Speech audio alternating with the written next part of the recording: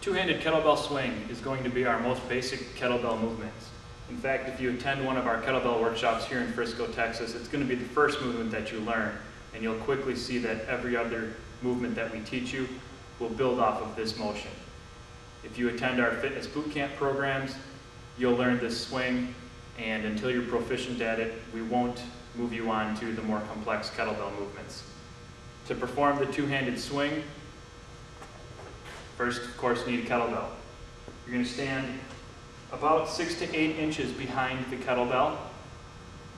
And just like in our squatting videos, to get in position to do the swing, your hips have to go behind you. Again, we don't squat or swing like this. We squat and swing like this. So, hips go back. 2 hands on the bell, and the best analogy I can give you is think of a long snapper in American football. They're going to take that football and snap it way back to the punter. That's what we're going to do with the kettlebell. In position, hips back, 2 hands on the bell. We're going to tilt the bell and slightly drag it toward us, activating our lat muscle, or our armpit muscle. From here, height pass it back, and with explosive hip extension, the kettlebell will swing. Pay attention to my hips. They are doing all the work. It looks like I'm pulling with my arms. My arms are just going along for the ride. Think of your arms like ropes or chains. All they do is tether the kettlebell to your body. Your hips and legs are doing all of the work. And as you can kind of tell from just that, I'm a little bit winded. Great exercise for building muscular strength as well as cardiovascular endurance. Key things to watch: make sure at the top of the movement you're standing straight up. Should be a straight line, ear, shoulder, hip, knee, ankle. We don't want to finish our swings like this. It's like this. Another key point, it doesn't matter how high the bell swings.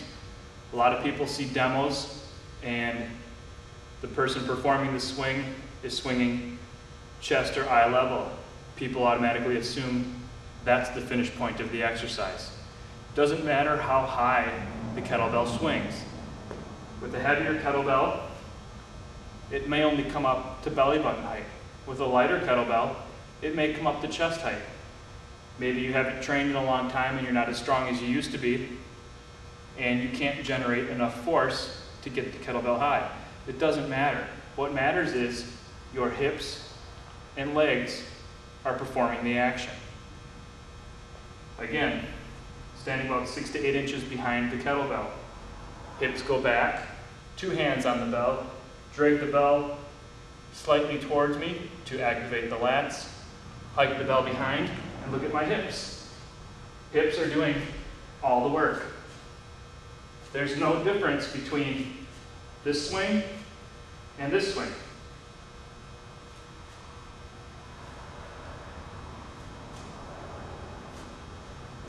You can see it's all hips all the time. The basic kettlebell swing. It's going to take a while to get used to it. You're going to have a tendency to want to lift the weight rather than let it swing. But that's what our kettlebell workshops are for. So if you're local in Frisco, Texas, stop by and see us for an all-day kettlebell workshop. If not, set up some one-on-ones. We can do that also.